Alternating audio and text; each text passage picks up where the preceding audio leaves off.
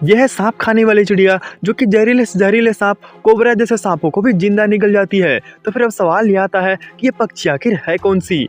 देखिए, इस पक्षी का नाम है ग्रेटर कोकल, जो कि दिखने में बड़े साइज की होती है, लेकिन इसका जो कलर है वो पूरी तरह से काला होता है। लेकिन इसका पंख भूरे कलर का होता है और इसका आँख पूरी तरह से लाल होता है, जो कि जानी जाती है जहरीले से जहरीले सांपों को जिंदा निगलने के लिए।